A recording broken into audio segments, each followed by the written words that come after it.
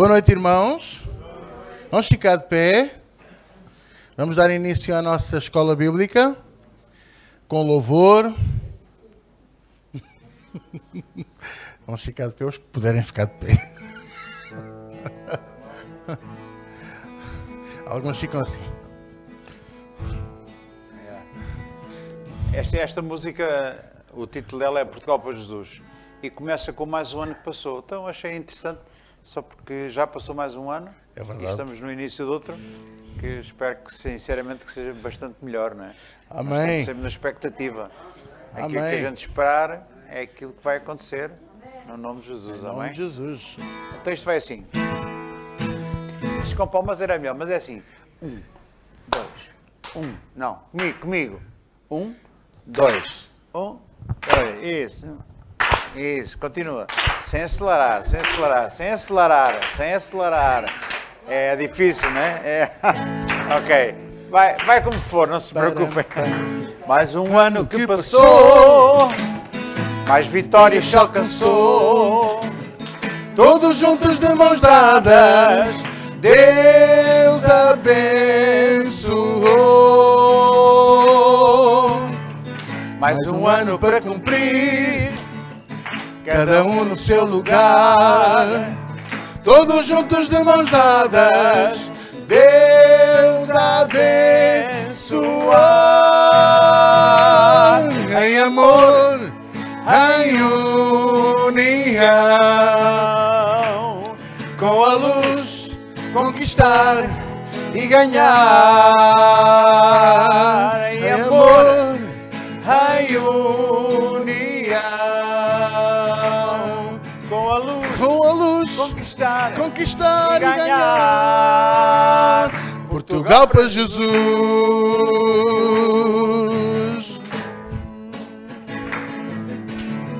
Continua a lutar na força do seu poder.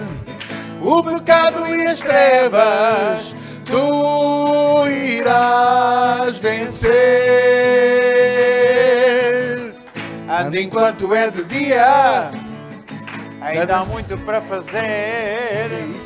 Jesus virá em breve em glória e poder. Em amor, em união, com a luz conquistar e ganhar. Em amor, Em união,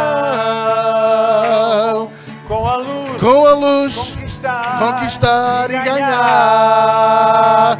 Portugal para Jesus. Oh, glória! Oh, glória! Aleluia! Oh, glória! Oh, glória! Aleluia!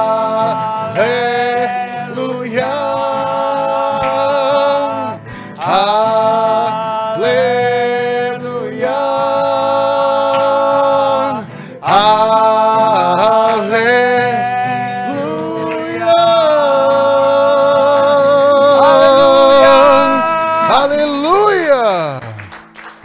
amém. Glória a Jesus. Aleluia, quer dizer, louvado seja o Senhor em todo o tempo, em todos os momentos, em toda a circunstância. Amém. Agora uma música que eu sei que o nosso pastor acordou com ela a fazer cócegas na garganta.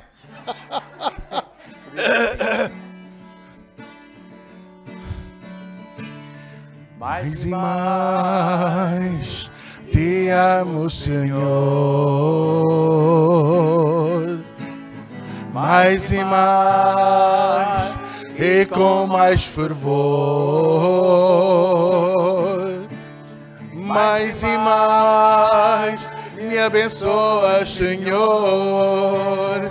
Mais e mais para teu louvor. Mais e mais. Mais e mais vitórias sem fim.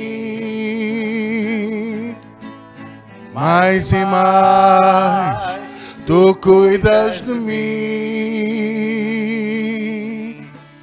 Mais e mais. Me ajudas, Senhor. Aleluia. Mais e mais. Mais e mais.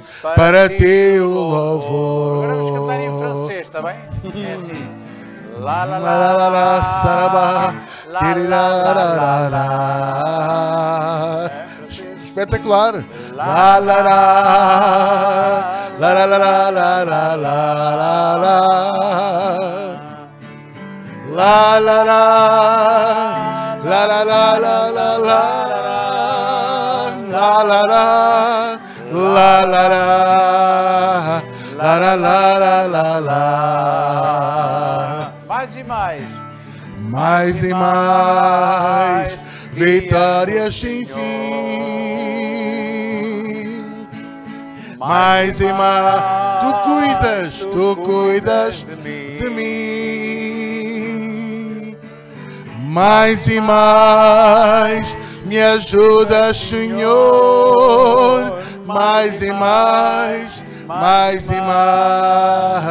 para teu louvor. Mais e mais para teu louvor. Mais e mais para teu louvor. Oh la la ya ra ra. Inda la basulu. She la la la la ra. Yela rebe simba la barla bashurobo. Kere le bara la bamba sambambo. Ile rebe sherebe rebe serebe la bambambo. Ora la ya La la la sherebe rebe rebe. Oh la la ya ra ra ya ra. Kimbala la bashina la basandulu. Mais e mais. Mais e mais para teu louvor. Mais e mais para teu louvor. Obrigado, Pai, pela tua presença. Obrigado por habitares no meio do nosso louvor, Senhor. Obrigado por estares aqui connosco. Graças te damos. Nunca nos deixas nem abandonas, Senhor. Amém. Muito obrigado pela tua presença, Senhor. Amém. Ilumina, Senhor, os nossos olhos da mente e do espírito Glória a teu para entendermos mais e mais a tua palavra, a tua vontade, a tua mensagem para nós, Senhor. Para que Cristo seja cada vez maior em nós e habite pela fé nos nossos corações. Para que pela fé nós possamos estar unidos na fé, unidos no amor, unidos, Senhor, na verdade, em nome de Jesus, Senhor. Ilumine-nos, Senhor. Dá-nos sabedoria, dá-nos revelação. Mostra-nos qual é a esperança da nossa vocação, Amém. qual é a nossa herança nos santos, qual é a sobre-excelente grandeza do teu poder sobre nós. O mesmo Aleluia. que tu usaste em Cristo, levantando-o dos mortos, Senhor, e colocando à tua direita, muito acima de todo o principado, poder e potestade. Amém. Mostra-nos todas essas coisas maravilhosas. Desvenda os mistérios, Senhor, que estavam ocultos e que estão agora revelados. Amém. Revela-nos mais e mais, Senhor. Ilumine-nos para nós os conhecermos. Aleluia. Para nós podermos conhecer a Ti cada vez melhor. Aleluia. Para podermos crescer até à estatura varonil de Cristo, Senhor. E não sermos mais meninos, mas sim adultos espirituais. Amém. Homens e mulheres poderosos na Tua palavra, Senhor. Aleluia. Em nome de Jesus. Em Muito nome obrigado, de Pai. Jesus. Nós te damos graças Amém. porque sabemos que quando pedimos sabedoria, Tu nos dás abundantemente e não nos deitas em cara, Senhor. Aleluia. Muito obrigado, Senhor. Dá-nos cada vez mais sabedoria. Amém, A Senhor. capacidade de aplicar os Teus conhecimentos, a capacidade de viver, Senhor, as Tuas leis, a Tua verdade, o Teu Aleluia. caminho, Senhor. Faz-nos andar neste caminho, cada vez com mais Amém. habilidade, cada vez com mais dignidade, Senhor, em Amém. nome de Jesus. Obrigado, Amém. Pai. Obrigado. Nós Amém. entregamos a Ti, Senhor, toda a honra, Honra e glória. toda a glória, todo o louvor, porque Tu irás fazer notória a palavra através da mensagem, através do ensino, Senhor, Amém. para que os nossos corações se engrandeçam cada vez mais no Teu conhecimento, Aleluia. na Tua graça, no Teu amor, isso. Senhor. Em nome de Jesus. Em Obrigado, nome Pai. de Jesus. Amém. Amém. podem sentar. Glória a Deus. Aleluia. E nós vamos continuar com os estudos sobre a carta de Efésios. Vocês gostam da palavra? Amam a palavra, não é? Pelo menos pelo que eu vejo aquelas manifestações todas no WhatsApp de pessoas que só quem ama a palavra é que tem aquelas manifestações todas, não é? Aquelas intervenções da palavra. E como sempre, a palavra precisa de ser ensinada. Nós não sabemos tudo, eu não sei tudo. Tenho a certeza que aqui ninguém sabe tudo. E aprendemos uns com os outros, não é? Deus levanta, e vamos ver isso hoje no capítulo 4 de Efésios. Só fazer aqui uma retrospectiva. Nas primeiras 3 capítulos da carta de Efésios, o apóstolo Paulo, inspirado pelo Espírito Santo, claro, ele nos dá a doutrina, dá-nos a doutrina onde está explicada o plano de Deus em relação à salvação, em relação à igreja, à sua igreja. É uma carta muito virada para a igreja. Há outras cartas mais viradas para Cristo, esta está mais virada para a igreja. Não só a doutrina vem toda nos 3 primeiros capítulos, onde nós recebemos o ensinamento acerca dos nossos privilégios. Acho que foi a irmã Clara que fez a pergunta, dê-me exemplos de bênçãos espirituais, não é? Eu gosto muito dessas perguntas porque não revela ignorância, revela a sabedoria. Porque uma pessoa sábia quer aprender. Sim, eu acho que é muito interessante. Eu gosto de pessoas com perguntas e isso dinamiza-nos e obriga-nos a nós a responder, a meditar nesse assunto, não é? Porque ninguém sabe tudo. Nós às vezes pensamos que sabemos, mas às vezes não sabemos. Não sabemos às vezes explicar. Então, as bênçãos espirituais, como eu falei, eu aconselhei, olha, leia o capítulo 4, não é?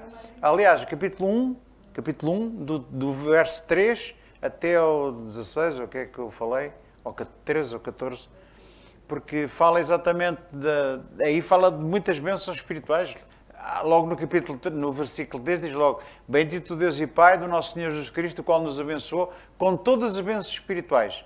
Aí diz que abençoou com bênçãos espirituais, não diz quais são, mas depois a seguir vêm todas elas carrapachadas. Diz lá que Ele nos elegeu nele, antes da fundação do mundo, para que fôssemos santos e irrepreensíveis em amor, e nos predestinou para sermos adotados como filhos por meio de Jesus Cristo, conforme o bom propósito da sua vontade. Eu estou aqui numa versão, não é a minha preferida, mas vou abrir noutra. Estava aqui na versão internacional. Vou pôr esta português corrigida e fiel. Versículo 5. E nos predestinou para filhos de adoção por Jesus Cristo, para si mesmo, segundo o beneplácito da sua vontade. 6. Para louvor da sua glória, para louvor e glória da sua graça. Efésios 1. Efésios 1. Estava a ler o versículo 3, 4 e 5, agora vou para o 6. Versículo 6. Para louvor e glória da sua graça, pela qual nos fez agradáveis no ensino amado, em quem temos a redenção. Repara, aqui no capítulo 1, a partir do verso 4, fala do plano de Deus o Pai, a intervenção de Deus, ou o que é que Deus planeou na eternidade para nós. Foi o eleger-nos antes da fundação do mundo para sermos santos e irrepreensíveis, para nos predestinou para filhos de adoção, para louvor da sua glória, e nos fez agradáveis no amado, agradáveis em Cristo. Agora, no versículo 6, versículo 7, aliás, fala da obra do Filho. O apóstolo Paulo tinha muito este costume de apresentar Deus o Pai, Deus o Filho e Deus o Espírito Santo. E aqui na carta, no capítulo 1, vemos exatamente a intervenção de Deus o Pai, o que Ele planeou para nós, como é que Jesus executou, está aqui, versículo 7, em quem temos a redenção pelo seu sangue. O que é que foi a obra do Filho? Foi esta. Pelo seu sangue na cruz do Calvário. Redimiu-nos de todas as ofensas, segundo as riquezas da sua graça. Versículo 8. Que Ele fez abundar para connosco em toda a sabedoria e prudência, descobrindo-nos o mistério da sua vontade, segundo o beneplácito que propuser em si mesmo, de tornar a congregar em Cristo todas as coisas. Eu já ouvi gente a dizer, congregar todas as coisas, que até o diabo vai ter perdão no final dos tempos. Eu já vi isto. Já ouvi também. Já ouvi dizer até que Deus não é Deus, não é? Há gente para dizer tudo. São pessoas que pensam que os gatos comem alpista, mas não comem. Já verificaram, não comem, não é? E então agora com estes petiscos de whiskas, né? Passa a publicidade. Então, como está aqui escrito que no final dos tempos congregar todas as coisas na dispensação da plenitude dos tempos, tanto as que estão nos céus como as que estão na terra. Não é isso que Deus quer dizer e não é isso o propósito de Deus, não é congregar os cães, os gatos, o diabo, não, nada disso. O grande mistério, o grande plano de Deus era congregar, juntamente com os judeus, os gentios. Pronto. É tão simples como isso. Era um mistério. Era um mistério tão grande que ainda hoje os judeus não acreditam nisso. Ainda hoje os judeus estão à espera do Messias, não aceitaram Cristo, antes, pelo contrário, mandaram-no matar. As grandes confusões que houve com Cristo foi esta. Começa logo por aqui, quando Cristo intentou congregar os pecadores. Quando Jesus ia comer à casa dos pecadores, ou quando os pecadores iam a casa comer com ele, aquilo caiu ao carne e a trindade. Era guerras e confusões. Jesus veio exatamente para fazer esta distinção. A Bíblia diz, eu li isso acho que foi na última vez que preguei no domingo, há um versículo bíblico que está em Lucas 2, versículo 34, quando o Simeão se aproximou da Maria de Jesus quando ela era bebê e disse, olha, este nasceu para elevação e queda de muitos em Israel e para ser contraditado. Para ser contraditado. Jesus não veio para bater nas palminhas assim com as palminhas das mãos nas costas. Meu amigo, estamos todos... Deus é amor. Não, Jesus não veio para isso. Jesus veio para deitar uns abaixo e para levantar outros. E veio para ser contraditado. Quando se prega o Evangelho de Cristo, quando se começa a esmiuçar a palavra, como nós estamos aqui a fazer, vai haver sempre alguém que não concorda. Vai haver sempre alguém que se põe à margem e que diz que são heresias e que dizem que são doutrinas do diabo. Eu já ouvi pastores na internet a dizer que a doutrina da predestinação que é diabólica. Eu já ouvi. E há um então que é muito conhecido no Brasil. Então, e já esteve cá em Portugal muitas vezes. E ele fala à boca cheia que é uma doutrina diabólica. E eu fico a pensar, mas este homem não lê a Bíblia? Está escrito na Bíblia. Está ou não está? Ele nos predestinou antes da fundação do mundo. A gente não tem culpa. Não é? Predestinou. E agora? Só que eles nunca querem se submeter às ordens de Deus. Quando Deus faz uma coisa, não é bem assim. Tal e qual como no princípio, quando Deus criou as coisas todas e criou o Éden e as árvores e disse ao homem e à mulher assim, podem comer das árvores todas, menos aquela, do conhecimento do bem e do mal. E o que é que a serpente disse à Eva? Será que Deus disse que não podem comer todas as árvores? A lançar a confusão. E a Eva disse, a gente pode comer todas menos daquela, porque no dia em que nós comermos dela vamos morrer. O que é que o diabo disse? Não, certamente não morrereis. Sabe o que é que acontece? Deus é que não quer que vocês comam, porque no dia em que dela comerem, os vossos olhos vão se abrir e vocês vão ser como Deus. E esta, já viu? A tática é sempre a mesma. A Bíblia diz, Deus nos predestinou antes da fundação do mundo. E vem sempre, isto não é bem assim. Não pode ser. Como é que é possível Deus escolher uns para salvação e outros para a destruição? Não é justo. Eu já aqui disse nas primeiras aulas desta carta dos Efésios que nunca fala em justiça sem pensar muito bem naquilo que vai dizer, porque uma pessoa que diz que não é justo que alguém vá para o inferno não sabe o que está a dizer. Não sabe o que está a dizer. Não conhece a justiça de Deus. Porque eu pergunto, quem é que está aqui que merece ir para o céu? Quem é que no mundo inteiro que você conhece que merece ir para o céu? Acha que o céu é algo que se merece? Que alguém consegue alcançar com boas obras? Não, pois não. A Bíblia diz, e nós lemos aqui, está aqui em Efésios 2, que a salvação é pela graça, mediante a fé. Não vem das obras, para quê? Para que ninguém se glorie, para que ninguém diga, eu sou muito bom. Não há. Então não há ninguém. Então a salvação vem pela graça de Deus. Deus decidiu salvar sem ninguém merecer. Pronto. Ponto final, parágrafo. Mas há sempre alguém que lá está tal coisa, não é? Acha que não é justo que alguém vá para o inferno. Não era justo é alguém que merecia ir para o inferno e para o céu. Isso é que não é justo. O que é uma injustiça? É retirar um direito que nós temos, certo? Então, o que é que nós temos direito em relação à vida eterna? Ir todos para o inferno. É o que nós merecíamos. Porquê? Porque a Bíblia diz que todos pecaram. E não há um justo nem um sequer. Não há um. Não há ninguém que mereça. Não há ninguém que entenda. É o que está escrito em Romanos 3, versículo 1 em diante. Não há ninguém que entenda. Não há ninguém que faça o bem. Todos se extraviaram. Todos se depravaram. E não há um justo nem um sequer. Pronto. Então, se não há um justo e todos nós já nascemos condenados neste mundo, pecadores, não é injusto uma pessoa ir parar ao inferno. É o que a pessoa merece. Não é injusto. Se vai parar ao inferno, tem o que merece. Só que Deus, na sua infinita misericórdia, quando via alguém que ia a caminho do abismo a perder-se direito ao inferno, decidiu chamá-lo e agarrá-lo, anda cá. E a pessoa voltou-se e de repente acordou, era um morto que ia a caminhar, porque a Bíblia diz que nós estávamos mortos em ofensas e pecados, certo? Está lá tudo escrito no capítulo 2 de Efésios. Nós estávamos mortos. Ora, o morto vai a caminho do cemitério e não se queixa, para não. E são precisos 4 para o levar. E não se queixa, não quero ir. Não, ele vai, está morto.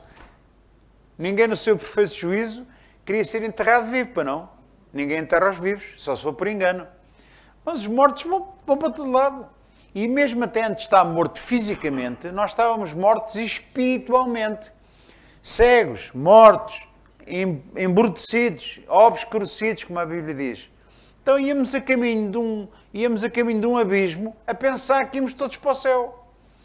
Eu sou uma boa pessoa. Quanta gente é que não há que diz, eu sou uma boa pessoa, nunca fiz mal a ninguém. De certeza que Deus tem um lugar para mim no céu. E se calhar no fim da vida, quando morre, tem uma surpresa, não é? Não sabemos. É uma coisa que nós não podemos dizer, olha, que ele foi para o céu, que ele foi para o inferno. Ninguém sabe. Só Deus é que decide isso e sabe o que é que aconteceu. Agora, nós íamos a caminho do inferno, a caminho do abismo, mortos, cegos, surdos, mudos, sem ter noção, diz a Bíblia, sem Deus no mundo, separados da comunidade de Israel, alheios às alianças da promessa, completamente fora da graça de Deus, completamente. Íamos todos contentes pelo caminho largo, que diz a Bíblia, que conduz à perdição. Mas o que é que aconteceu? Quando íamos a caminho da perdição, o que é que aconteceu? E agora isto é importante entender que há várias linhas de pensamento aqui. O que eu acredito é que se não fosse Deus a chamar-me, a gente ia mesmo direitinhos para o inferno sem ter noção.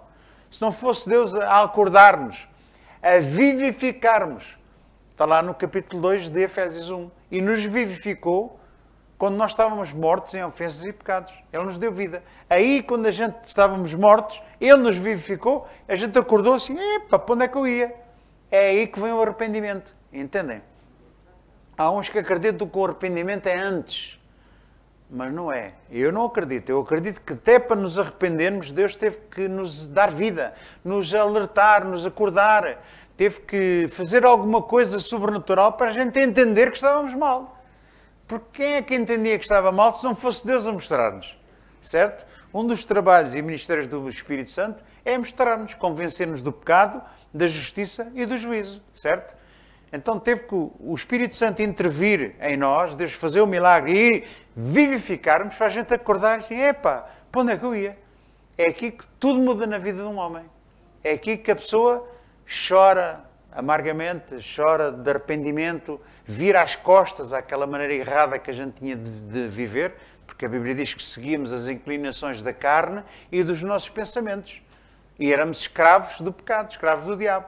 E de repente acordamos, damos conta de nós e começamos a fazer o quê? A aprender a palavra, a comer a palavra, a orar. Começamos a pedir perdão a toda a gente, fazemos aquela figura de parvos que fazemos todos no primeiro amor. É desejar bem a toda a gente vê tudo cor-de-rosa, não é? Como um bebê, é como um bebê. E nós hoje vamos aprender muito mais coisas ainda. Então, o capítulo 1, 2 e 3 de Efésios é a doutrina acerca dos nossos direitos como filhos de Deus. Éramos pecadores, éramos mortos, mas Ele nos deu vida, nos vivificou. Nós éramos gentios, mas agora por causa do sangue de Cristo, da sua redenção, o que aconteceu? Nós somos hoje da família de Deus. Somos filhos de adoção em Cristo Jesus. São os nossos direitos, são as nossas bênçãos espirituais, que a irmã Clara perguntou, para dar exemplos. São muitas, todas elas que estão aqui são tudo bênçãos espirituais, muito mais fortes e poderosas que as bênçãos materiais. Eu, no princípio da minha vida cristã, aprendi as bênçãos de Abraão em Deuteronômio 28. Só pôr esta cadeira aqui. Obrigado. Em Deuteronômio 28, a gente lia aquilo e pegávamos na Bíblia e confessávamos, e obrigado, Senhor, porque sou bendito ao entrar e a sair. Obrigado, Senhor, porque eu sou bendito na cidade e no campo. Tu abençoas toda a obra das minhas mãos, tu abençoas o meu cesto, a minha amassadeira, o fruto das minhas vacas. Eu não tinha vacas, não é? Mas pronto, eu acreditava já que tinha um fruto nas vacas e nos animais todos, e embora não tivesse animais, mas obrigado, tu abençoas o meu cesto, a minha amassadeira, e estava sempre a pensar em dinheiro, sempre. E as bênçãos de Abraão sempre nos levam a pensar em dinheiro, sempre. Em bens materiais, riquezas, casas, carros, um emprego melhor. As bênçãos de Abraão só prometem isso, não prometem mais nada.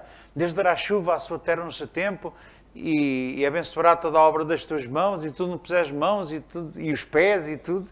Eu lembro-me de pisar o meu livro de cheques e obrigado, Senhor, porque já tenho uma conta bancária cheia. Caramba, punha as mãos e os pés, punha tudo. Na altura ainda chegava bem com os pés, com as mãos aos pés, né? Porque as bênçãos de Abraão só nos levam numa direção. Bênçãos materiais, bênçãos materiais. Então era só nisso que eu pensava. Mas é natural que a nossa vida em Cristo começa de pequenino. Éramos bebés, crianças, e as crianças pensam em quê? Em brincar, nos brinquedos, é ou não é? Eles não pensam em constituir família. Uma criança com 2 anos ou 3 não pensa um dia, vou ter quantos filhos? 3, 4? Vou ter um emprego, vou ter a minha família, vou comprar uma casa. Ele não pensa nisso. Ele quer os brinquedos que o pai lhe dá, certo? O pai dá-lhe um comboio e ele nem quer saber do pai. Enquanto o comboio durar, está a andar. Então, a minha vida cristã, a nossa vida, a minha e a sua, porque não sou só eu, somos nós, todos somos assim. Nós crescemos com estas pequenas coisas, bênçãos de Abraão, e pá, que para nós era o melhor do mundo.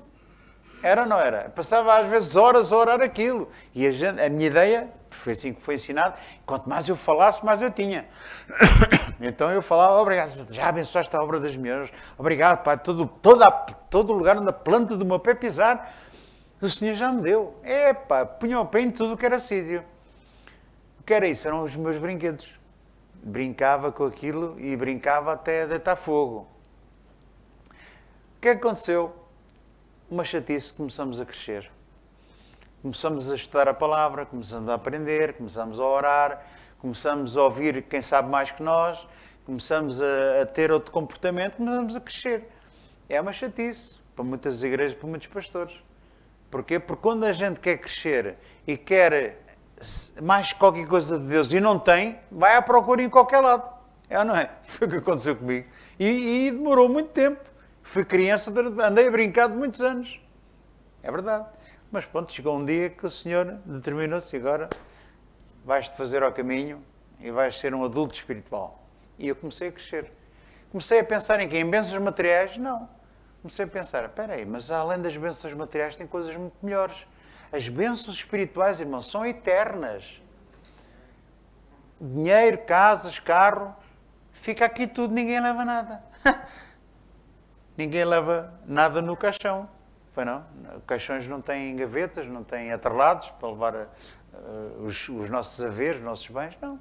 Nós entramos no mundo sem nada e vamos daqui sem nada. Mas há outras coisas muito mais importantes. A minha salvação. A minha redenção. Eu estava morto, mas o Senhor me deu vida e me ressuscitou juntamente com Cristo. Fez-me sentar lá no alto, está de sua direita, acima de todo o principado, poder e potestade e todo o nome que se nomeia. É lá que eu e você estamos escondidos em Cristo. Eu quero saber das bênçãos materiais, elas gastam-se. Mas um dia vamos viver eternamente. Um dia já estamos com o Senhor na eternidade. E isso é que nos interessa a nós. Não é os bens materiais que fica tudo aqui. Fica para o diabo comer e para os seguidores dele. Eles comam as casas e comam o dinheiro todo. Só que um dia a gente vai lá estar ali na plateia a assistir a isto tudo e a rir, sim, glória a Deus. Isso é que nos interessa, bênçãos espirituais. As bênçãos materiais. Nós começamos a cada vez a dar menos valor às coisas deste mundo, certo? Não é? Mas acontece comigo. Chega um ponto, há muita gente que diz, pastor, estive a orar, olha, há não sei quantos anos que eu não oro nada para mim, oro para os outros. E é verdade, a gente começa o sintoma de ser uma criança é, ela quer tudo para ela. Já viu que as crianças querem tudo para elas. A criança está com um pacote de batatas, é preciso que seja uma criança muito especial para a gente dizer, dá uma batatinha ao avô. É o das. Nem a avô, nem a mãe não dá nada. E se a gente tira uma batata, ficam furiosos. São crianças, são bebés. Quando nós começamos a crescer, nós começamos a gostar de partilhar com os outros. Ter alegria em dar, ter alegria em abençoar as outras pessoas. É um sintoma de crescimento espiritual, de uma pessoa ser mais crescida, mais madura, não é? E as bênçãos materiais, irmãos, é uma coisa que nos enche o coração de tal maneira que nós chegamos a um ponto que até choramos de comoção a dizer, mas eu não mereço nada disto. Eu não fiz nada para merecer isto. E Deus deu-me tudo. Nós chegamos a um ponto, a graça de Deus é tão grande, a misericórdia dele é tão grande, tão poderosa, tão incompreensível. É mesmo incompreensível. Às vezes até é um bocadinho absurda. Ela é tão grande, que até a nossa cabeça nem consegue acompanhar tudo. Mas quando nós caímos em nós e o Espírito Santo nos mostra e convence das coisas que Deus já nos deu, a gente chora, a gente fica a chorar assim, eu não mereci nada, eu fiz tanta coisa errada, tanta coisa. E Deus continua, sempre acreditou em mim, sempre quis sempre o meu melhor, sempre me protegeu, sempre me defendeu. Então isso não é muito mais importante que bênçãos materiais. Poxa, mais importante que uma cura é a saúde. É claro que a cura é importante, é lógico. Eu já fui curado muitas vezes, já adoeci muitas vezes, já fui curado muitas vezes. Mas ainda melhor que a cura é a saúde. Por isso é que Jesus dizia, mais importante é o corpo que o vestido.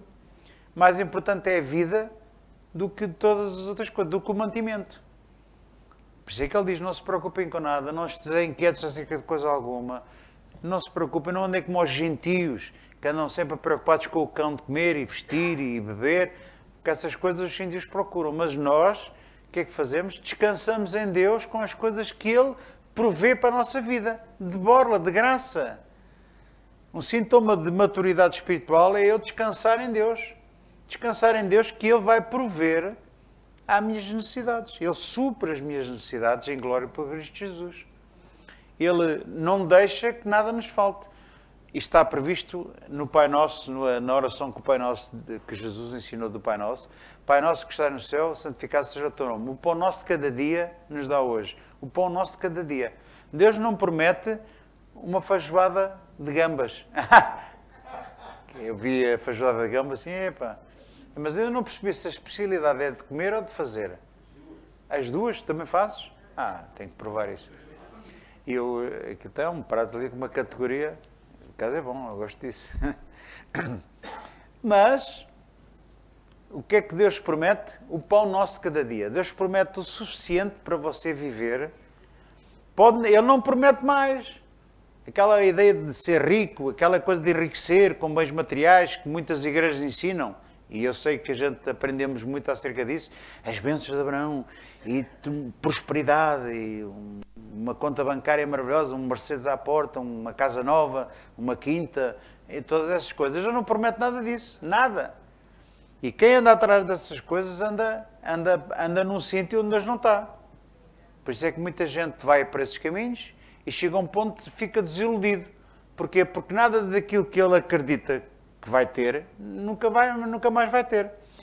Este rapaz está aqui, quando me converti e ouvi dizer pela primeira vez, tudo o que pedires a Deus e acreditares que receber, tê-lo-eis. Eu não vou de modas, quero um Mercedes à porta com chofera, quero uma casa no campo, quero uma casa na praia. É verdade. Eu fiz uma oração a Deus e pedi isto tudo. Mas eu sou parvo o quê? Então se Deus diz que dá tudo o que eu lhe peço, não vou de modas. Fiz uma lista, Olha, uma casa no campo, uma casa na praia, quero um Mercedes com chofer, quero um cozinheiro, para cozinhar, para não ter que fazer comida, que é cansativo, não é? Passar ferro também não sei. Portanto, tudo ali como deve ser. Quer isto, quer aquilo. Ainda hoje estou à espera. Ainda hoje estou à espera, quer dizer, ainda hoje não tem nada disso. Já não estou à espera, porque já sei que não é nada disso que Deus quer que eu tenha. Se Ele quiser que eu tenha, atenção, é pecado ter isso? Não. Não é pecado. Se Deus quiser que eu tenha, Ele providencia para que isso aconteça. Mas eu pergunto, será que eu preciso disso? Se calhar não. Às vezes nós pedimos coisas que não precisamos. Andamos a pedir coisas, como a Bíblia diz lá em Tiago, para os nossos deleites, para os nossos luxos, só para fazer vista grossa. Se essas coisas, Deus não dá. Mas o pão nosso, Ele dá. Garante. Está garantido o pão nosso cada dia. Quer dizer que você não lhe vai faltar o pão nosso cada dia para você viver e não vai passar fome. É uma promessa de Deus. Amém? Então, prossigamos animadamente. Portanto, capítulo 1, 2 e 3 são o conhecimento que nós temos dos nossos deveres. Agora vamos ao capítulo 4, onde começa os nossos deveres. Já não é os nossos direitos, mas é os nossos deveres. Agora que estamos em Cristo, agora que fomos salvos pela graça, agora que fomos redimidos, fomos predestinados e eleitos, fomos abençoados, ressuscitados, adotados, redimidos, tudo que é de bom de bênçãos espirituais, agora vamos ver como é que nós precisamos de praticar, de andar e viver de acordo com aquilo que recebemos. Amém? E digo-lhe que não é fácil. Não é fácil, isto é, não é pouca coisa. Não é pouca coisa, é muita coisa. Deus tem um padrão de vida que é só sermos iguais a Jesus, mais parecidos com Jesus o mais possível.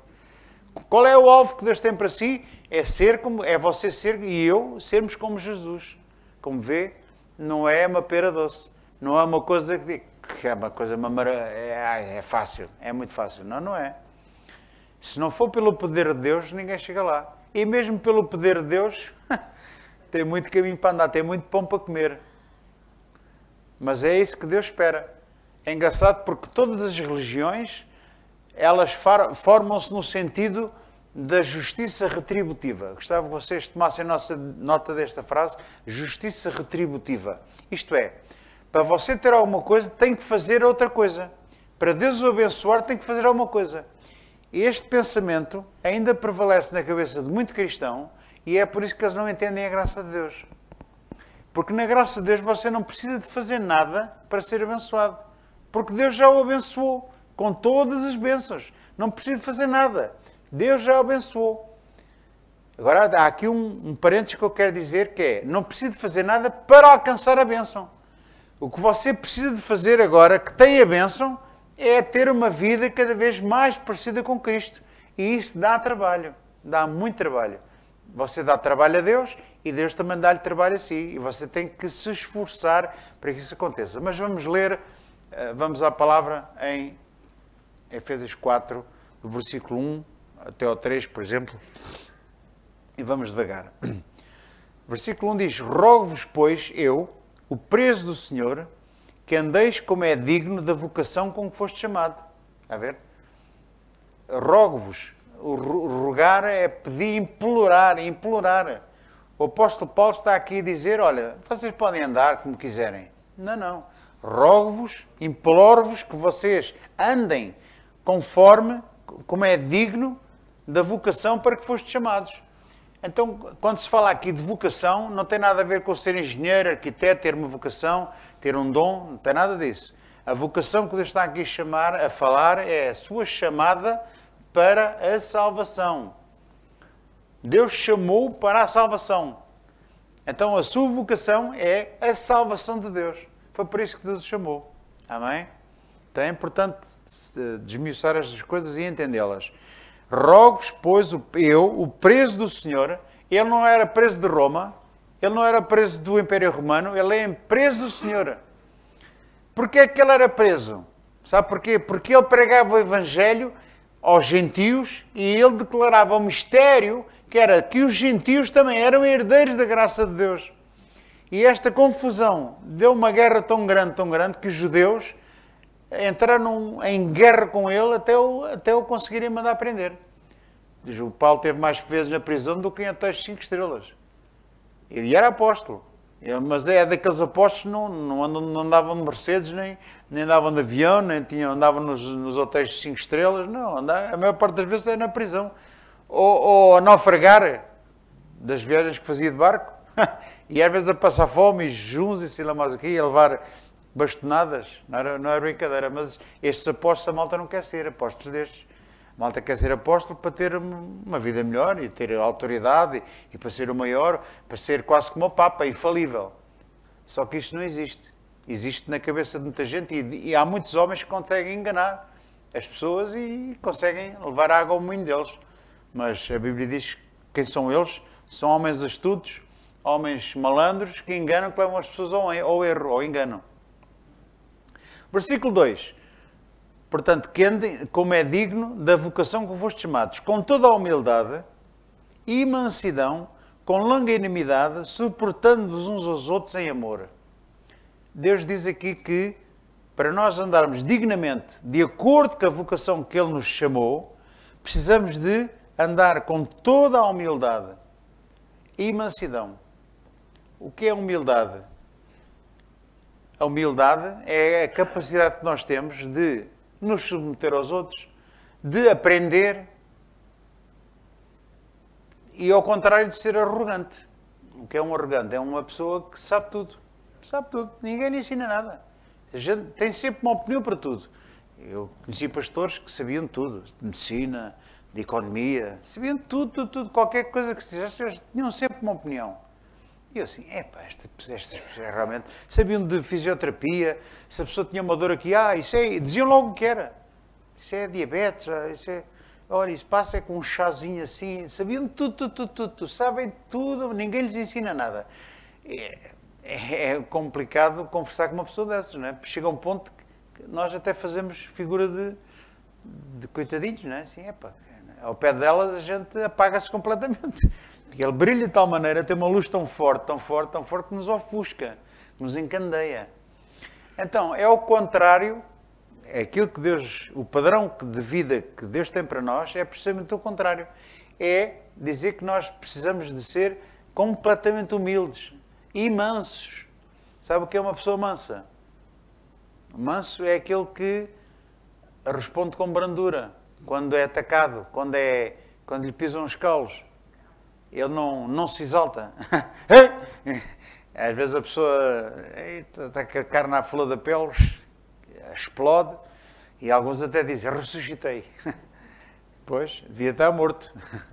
Mas o padrão de vida que Deus tem para nós é sermos humildes, sermos mansos, continuemos, humildade, mansidão, com longanimidade. Longanimidade é paciência, é a capacidade de suportar sem se irritar.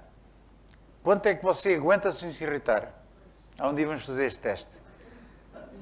O pastor João vai dar licença, a gente vai começar a testar os irmãos, a pisar os calos aos irmãos, assim mesmo, e a se rir, que é para ver onde é que está o grau de longanimidade. Mas não precisamos fazer este teste. Sabe porquê? Porque aquele que se diz que é filho de Deus, aquele que abraçou a salvação de graça, aquele que entendeu que hoje ele é salvo pela graça, que é um predestinado, que é um eleito, ele tem um caminho muito longo para percorrer e descanse que testes não vão faltar. Testes não vão faltar. Testes de várias natureza. O teste da pessoa ficar doente, ver o que é que ela vai fazer. O teste de alguém o lixar, com uma lixa grossa, aquela lixa 50, não é?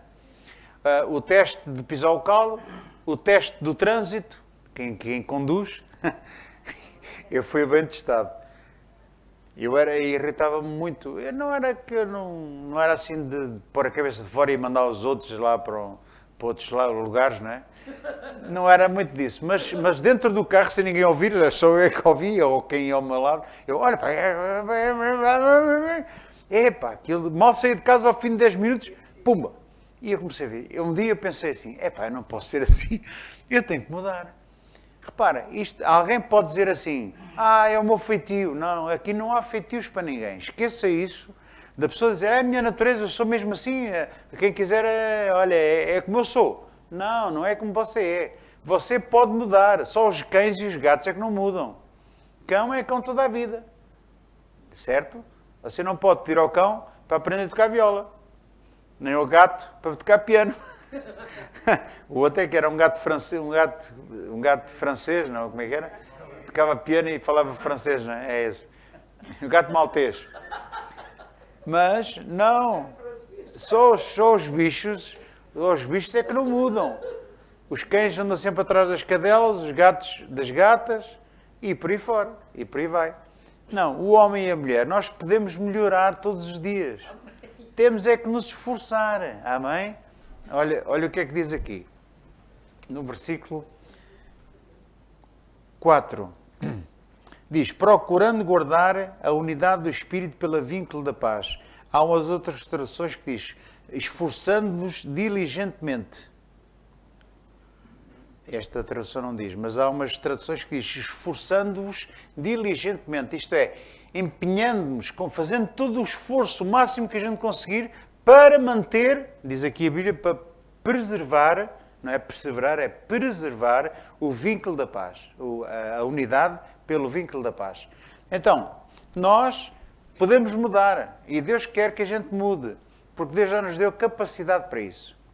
Nós fomos selados com o Espírito Santo da promessa, nós temos o Espírito Santo a habitar em nós, Jesus habita pela fé no nosso coração, portanto, não venha dizer, é o meu feitio. Não, você tem que ser cada vez com um feitio mais parecido com o de Jesus. E o que é que Jesus era? Manso. Ele diz lá, vinde a mim, todos estáis cansados e oprimidos, tomai sobre vós o meu jugo é suave, e aprendei de mim, porque sou manso e humilde de coração. É o que está escrito em Mateus 11, 28, por aí fora. Então, nós podemos mudar, se quisermos. Portanto, está também nas nossas mãos permitirmos que o Espírito Santo nos ajude. Há coisas muito difíceis, mas não são impossíveis. Hoje já não são impossíveis, porque Deus o ressuscitou dos mortos e o poder que levantou dos mortos a si, que estava morto e agora está vivo e à direita do Pai, esse poder foi o mesmo que com que Jesus foi ressuscitado também dos mortos. O mesmo poder. Portanto, o mesmo poder está dentro de si e foi usado por Deus para o ressuscitar.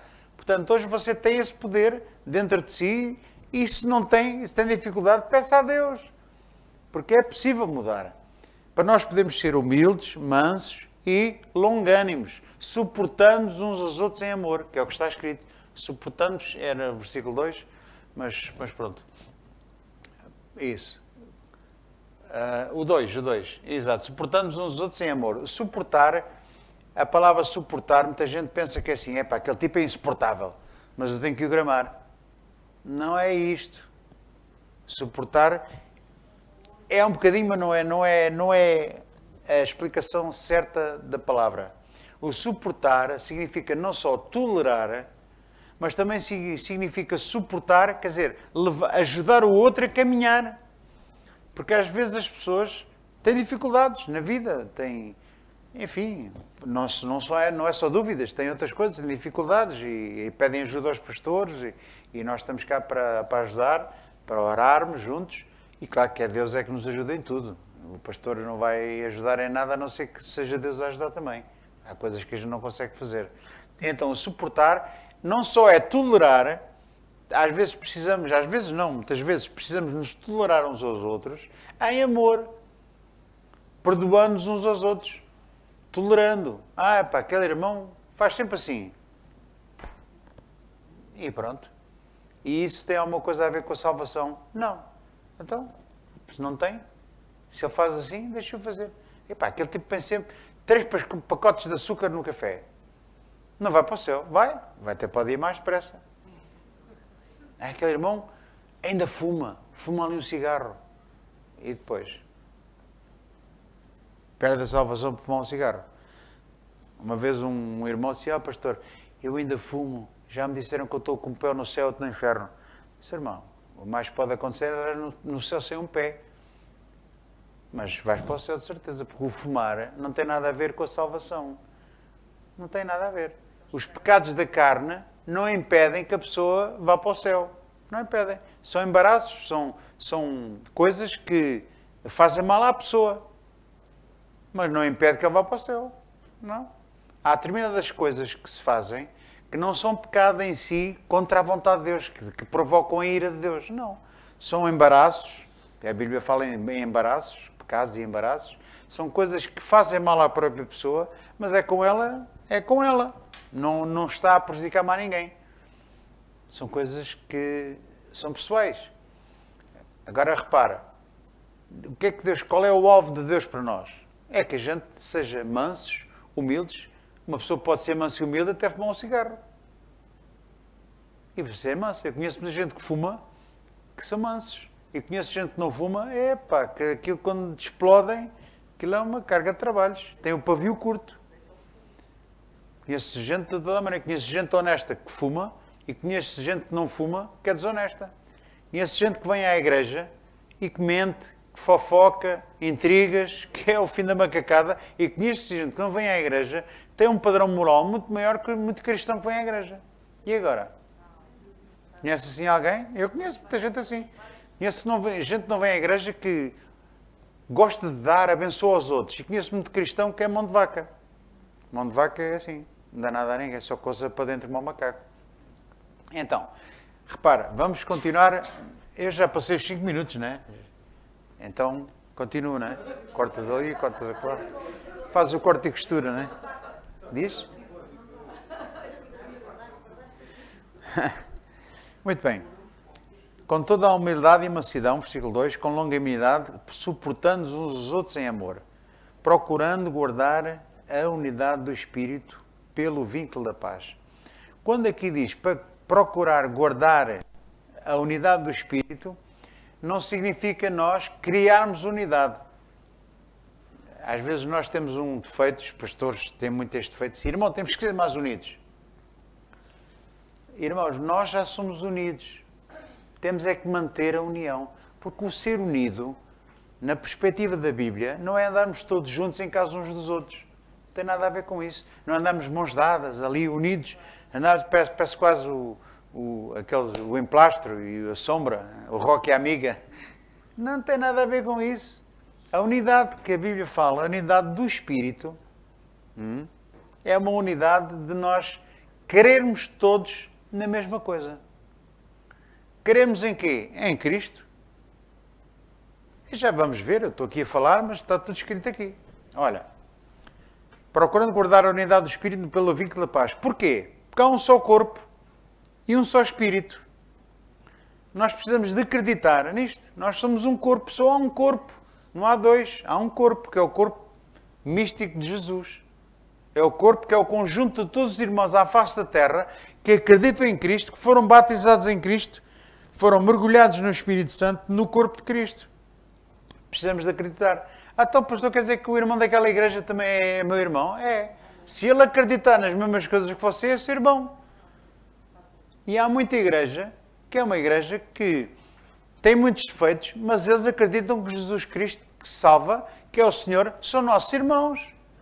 Não é como antigamente nós pensávamos que só a nossa igreja que era boa, os outros, só nós é que... A pessoa sai da nossa igreja e perdeu a salvação. Pois. Pronto. Agora repara, mas há pessoas até na católica que acreditam em Cristo, são meus irmãos, são nossos irmãos. Ah, mas eles adoram os santos. Paciência. Eles algum dia vão ver que não é assim, mas que eles acreditam em Jesus, acreditam. Ah, mas também acreditam em Maria. Nós ainda acreditamos mais na Maria que eles. Acreditamos que a Maria é a mãe de Jesus, a mulher que Deus escolheu para virgem para Jesus nascer e que disse um dia, fazei tudo quanto eu vos disser. Certo? Então acreditamos ainda mais na Maria que eles. Conclusão, as igrejas que acreditam, as pessoas que acreditam em Cristo, que há um só corpo, que há um só Espírito, que nós fomos redimidos pelo sangue de Cristo, através da cruz do Calvário, que nós fomos eleitos, fomos predestinados, fomos redimidos, fazemos parte da família de Deus. Nós, todos aqueles que acreditam nisto, são filhos de Deus, são nossos irmãos. Amém? É essa unidade que Deus diz para nós guardarmos. Procurai guardar a unidade do Espírito. Não é Criar a unidade, ela já existe. Agora é guardá-la. Manter-nos todos debaixo e criar a unidade do Espírito, não é? Somos todos irmãos desta igreja, hein? Não podemos ir para mais lado nenhum. Não é nada disso. Vá para onde você for, você acredita que Jesus é o Senhor, você está unido com os seus irmãos. Estejam eles aqui em África, no Alasca, seja onde tiver. Você é irmão dessa pessoa também. O corpo de Cristo não está circunscrito a uma área de um bairro, de uma cidade, de um país. Não, o corpo de Cristo é universal. A Bíblia diz a Assembleia Universal dos Santos. É a Igreja Universal. É o corpo de Cristo, é este. Amém? Guardar a unidade do Espírito pelo vínculo da paz. O vínculo é como se fosse um agrafe. A pessoa agrafa, não é? Muitas vezes a gente vai às compras e eles agrafam o talão do multibanco juntamente com a fatura. E você grampeou aquilo e vai para casa e se calhar deita fora. Mas pelo menos tem lá uma prova. Que pagou, tem o recibo, tem o talão de pagamento, tem tudo. E este vínculo que Deus está aqui a dizer é como se nós estivéssemos presos uns aos outros, presos no sentido de juntos. E a Bíblia fala às vezes em juntas e medulas, que é o que nos une. O corpo que cresce pelas juntas e medulas, segundo a justa operação de cada parte. Então o corpo de Cristo cresce porque nós estamos como se fossem agrafados uns aos outros. No vínculo da paz. Como é que nós estamos em paz? Mantendo a paz uns com os outros, se possível. Porque a Bíblia diz, se possível, mantendo a paz com todos os homens. Se possível. Às vezes não é possível. Porque há pessoas que são muito complicadas e belicosas e gostam de agitar e de arranjar problemas. É difícil de manter a paz com uma pessoa assim. Mas que nós temos que nos esforçar e guardar a unidade pelo vínculo da paz, temos que o fazer. Porque há um só corpo, um só espírito, como também fostes chamados em uma só esperança da nossa vocação. Um só Senhor, um só batismo, um só Deus e Pai de todos, o qual é sobre todos, por todos e em todos. Temos que guardar a unidade da fé. Porquê? Porque há um só corpo, um só Espírito, uma só vocação, uma só esperança, um só batismo, uma só fé, um só Senhor. Se nós queremos nisto, nós mantemos a unidade do Espírito uns com os outros. Amém? Agora, quando alguém não acredita nisto, como há muitas igrejas, uma vez tive um debate com um indivíduo que era da Testemunha de Jeová e ele estava a falar de igrejas cristãs e diz, a nossa igreja é cristã. Não, não é. A igreja dos Testemunhos de Jeová não é uma igreja cristã, é uma seita e é falsa. Porquê é que não é uma igreja cristã? Porque eles não acreditam que Cristo é Deus. Nem acreditam que o Espírito Santo que é a pessoa de Deus, uma das pessoas de Deus. Eles acreditam que é uma força. É uma força que não sabem o que é. É uma força. Portanto, eles não acreditam nestas coisas. É impossível manter a unidade com uma pessoa dessas. Não há união. Não há comunhão. Com isso, com essa gente, não vale a pena. Então, precisamos de manter a unidade do Espírito pelo vínculo da paz, tudo baseado na verdade, baseado na palavra de Deus. Amém? Tudo o que está fora da palavra é impossível manter união, manter comunhão com gente assim. Ora bem, mas a graça, versículo 7, foi dada a cada um de nós segundo a medida do dom de Cristo. Por isso diz, subindo ao alto, levou cativo o cativeiro e deu dons aos homens. Ora, isto subiu, que é, senão, que antes tinha descido às partes mais baixas da terra. Aquele que desceu é também o mesmo que subiu acima de todos os céus para cumprir todas as coisas. Cristo desceu do céu, veio aqui à terra, despojou-se de tudo, fez-se pobre, fez-se como um de nós, fez-se como um homem, e diz-lhe que achado na forma de homem, na forma de servo, foi obediente até à morte. Ele veio, desceu do céu e esteve aqui. E o que aconteceu? Morreu, ressuscitou no terceiro dia e subiu novamente ao céu. E a Bíblia diz que quando ele subiu, ele levou cativo o cativeiro. O que é levar cativo o cativeiro? Nós éramos o cativeiro. Estávamos cativos, estávamos presos, estávamos amarrados, éramos escravos do diabo. E o que é que Jesus fez? Ele cortou os grilhões do pecado, ele nos libertou das garras do diabo, nos transportou para o seu reino e levou-nos cativos a ele. Hoje eu já não sou mais escravo do diabo, hoje já não estou cativo do diabo, hoje estou sentado acima do diabo e das hostes espirituais da maldade e estou cativo com quem? Com Cristo. estou preso a Cristo, estou escondido com Cristo. Então ele levou cativo o cativeiro e deu dons aos homens. É esses dons que nós vamos ver agora, já de seguida, no versículo 11. E diz lá que ele mesmo deu uns para apóstolos, outros para profetas, outros para evangelistas, outros para pastores e doutores. Nós chamamos isto os 5 ministérios. Eu, depois de estudar isto com mais minúcia, percebi que não existem propriamente 5 ministérios. Existem 4 ministérios. Apóstolos, profetas, evangelistas e pastores que são mestres. Pastores que são professores, pastores que ensinam. O ministério de pastor e mestre é um. Pelo que eu estudei, pode-se considerar 5, porque são 5 divisões. Mas o último, pastor e mestre, estão juntos. Um pastor deve ser um mestre, deve ser alguém que ensina a palavra. Deve ser assim. Todo aquele que tem o ministério ou o dom de pastorear, ao mesmo tempo tem que ter o dom de ensino. Senão, o que é que ele está lá a fazer? Tem que ensinar. Então, uma coisa não está dissociada da outra. Apóstolos, aqui tem sido uma confusão nas igrejas evangélicas, então, nestes últimos tempos. Há muita gente que se nomeia apóstolo, há outros que compram o cargo de apóstolo, custa dinheiro, não sei aonde, que paga-se um X, e eles levam o título de apóstolo, e há pessoas que andam aí a querer ser apóstolos de tudo e mais uma coisa. Qual é o fit deles? Adivinhem lá qual é o fit daqueles que querem ser apóstolos. Qual é a pastora Ninja? Já estava ali, parece um banqueiro. A ideia deles de ser apóstolo é para eles poderem ter autoridade para receber a dízimos de toda a gente. É só isso, mas nada. Para poder cobrar taxas, impostos, como o governo. Tirou-lhes os impostos sem você pedir e sem você dar, eles tiram-lhe. Antes de receber já está tudo tirado. É isso que eles querem ser. Eles pensam que por ser apóstolos têm mais autoridade que os outros.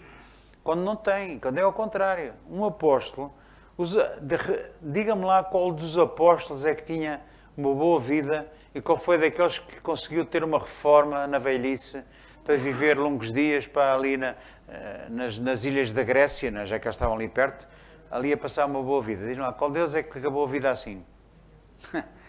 Saiu um que acabou numa ilha paradisíaca, não é? O João, não é? Onde não crescia nada lá, menos a barba dele. Era a única coisa que crescia lá na ilha de Patmos. Era a barba do João, não é? Irmãos, repara, apóstolos, neste momento, no século XXI, não existem, não há mais apóstolos. Eles podem dizer o que quiserem, mas já não há mais apóstolos.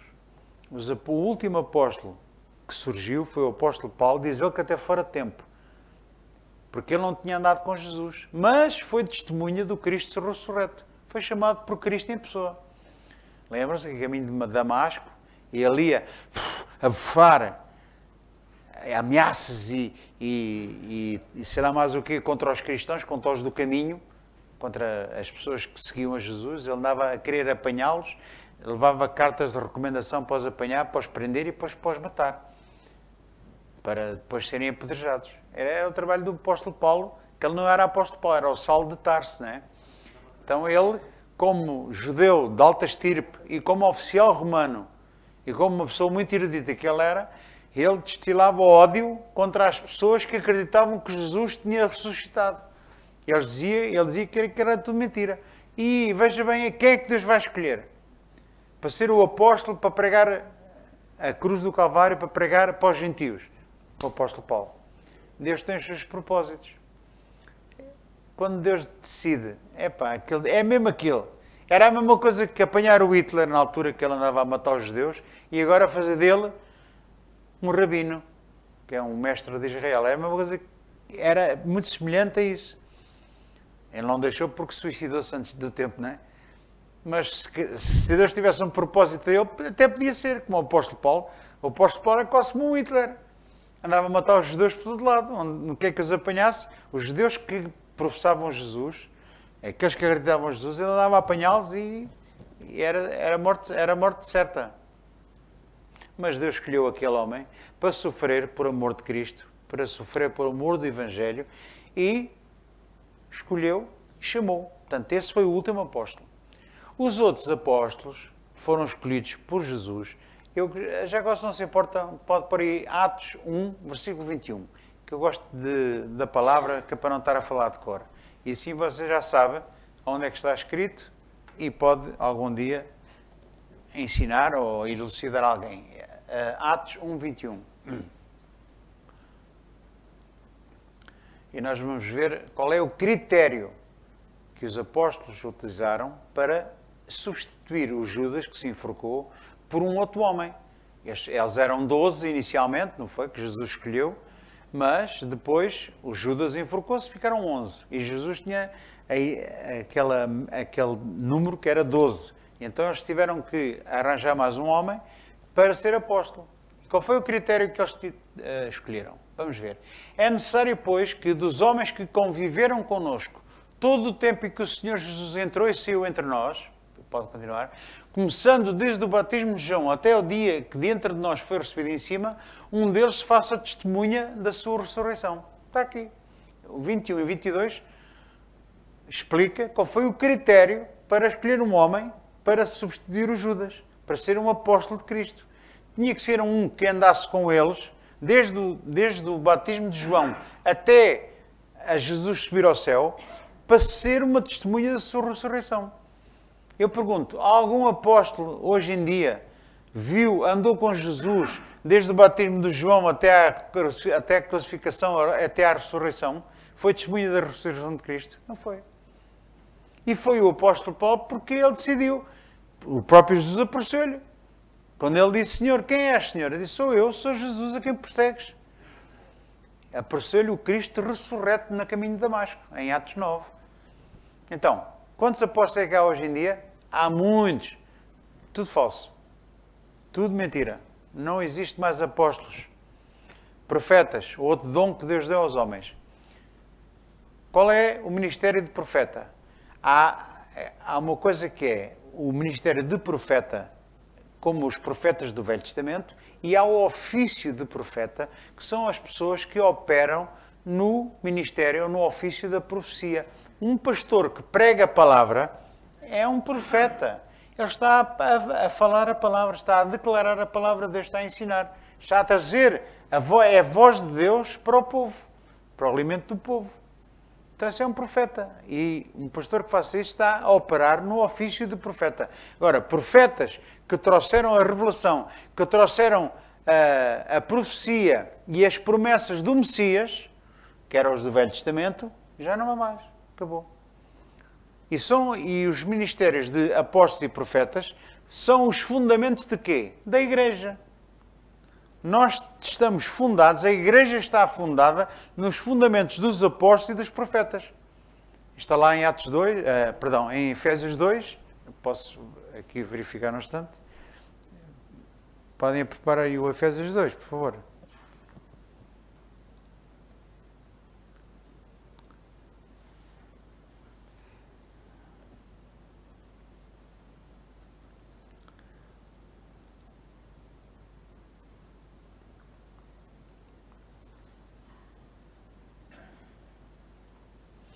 É 2:20. Efésios 2:20. Diz assim: edificados sobre o fundamento dos apóstolos e dos profetas, de que Jesus Cristo é a principal pedra de esquina.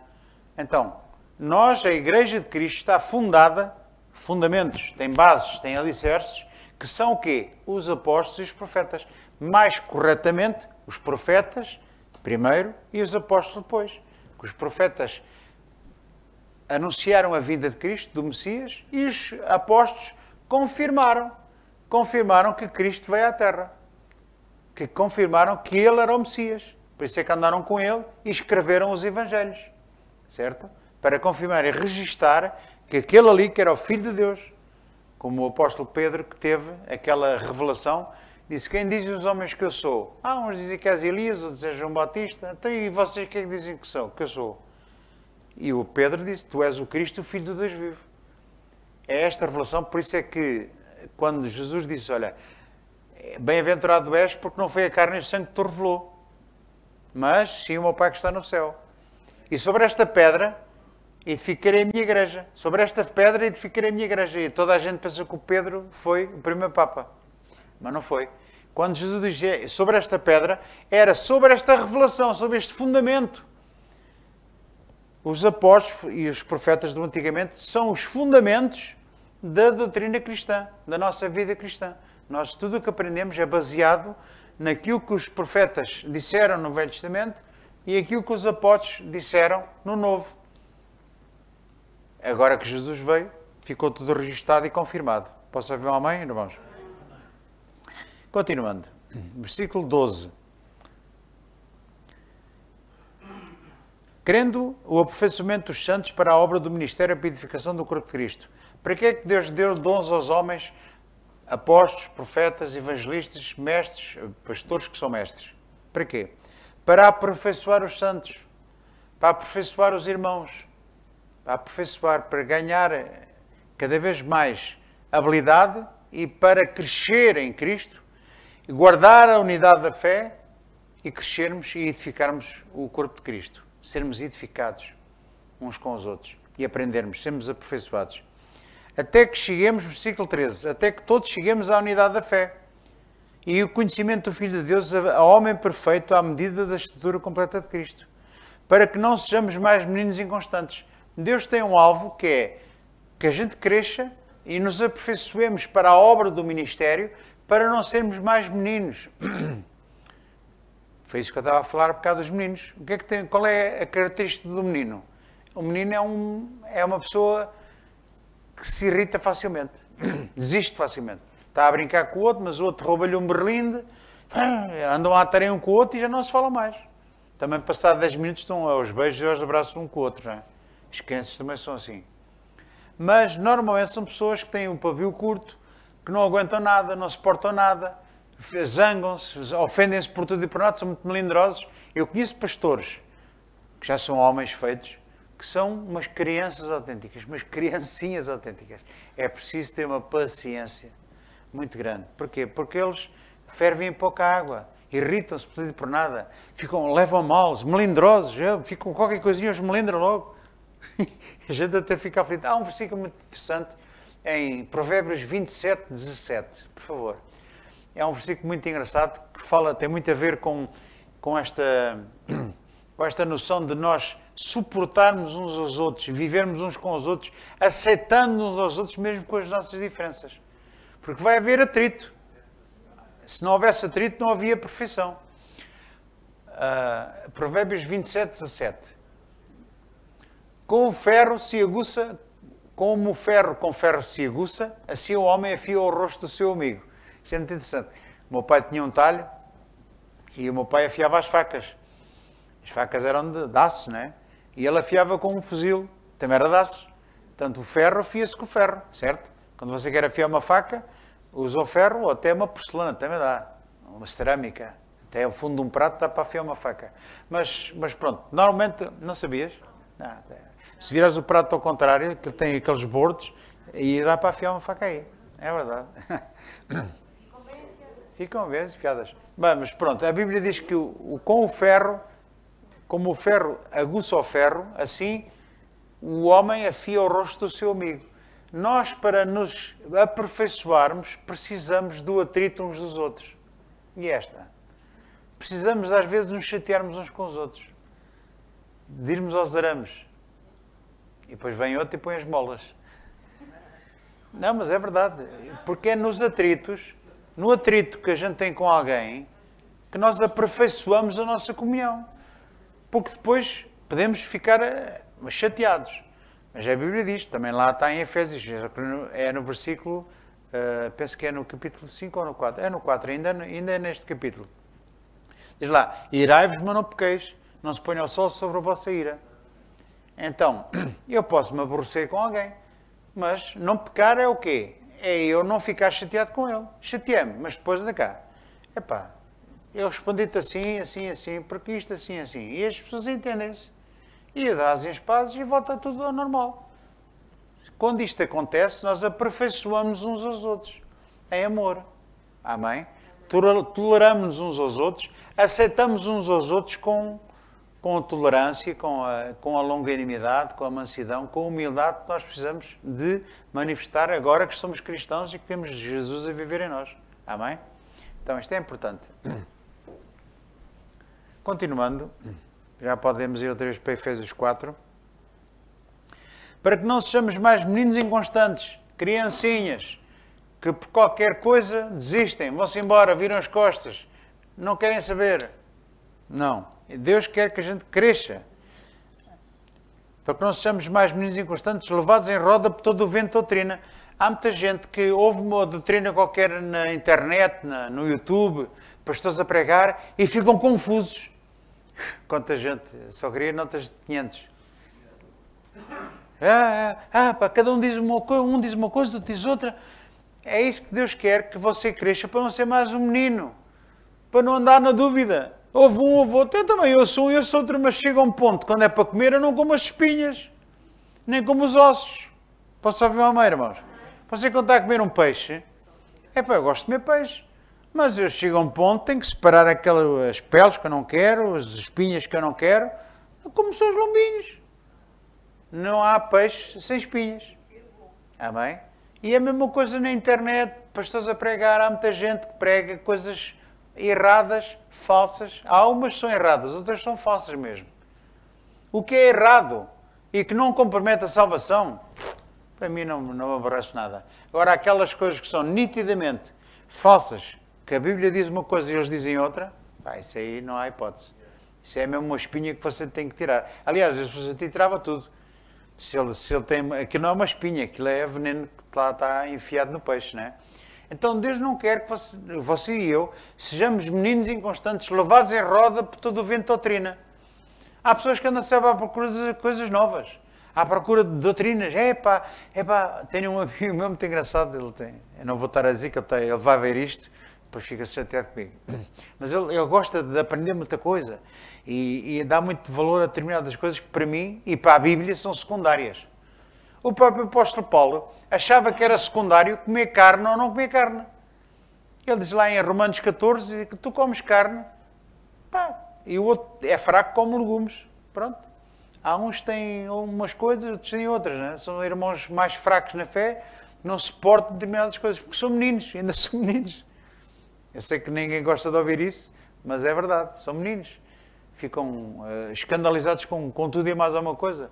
Uns é porque comem carne, outros comem sangue. Comer sangue. Uma vez perguntaram, pastor, posso comer sangue? É que eu comi uma cabidela e desancaram-me completamente. Será que eu pequei? Disse a irmã, pecou. Pastor, e agora? Porquê que eu pequei, pastor? Porque não me convidou. O maior pecado daquela irmã foi ter feito uma cabidela e não me ter oferecido. Era um pecado de capital. É um pecado quase para a morte, não é? É assim. Mas pronto, mas alguém que eu sei isto, está escrito, não se pode comer sangue, não se pode comer carne sufocada, não se pode comer a carne aos ídolos. O apóstolo Paulo escreveu em Coríntios 8, não é? Em 1 Coríntios 8, lá tudo o que tem a ver com o comer carne sacrificada aos ídolos. Sabe o que ele diz? Come e não perguntes. Come tudo o que tens à frente, nem faças perguntas, por causa da consciência. Porque naquela altura lá em Éfeso, a malta que ia comprar carne, toda a carne que era vendida no açougue, ora na praça, era consagrada aos ídolos.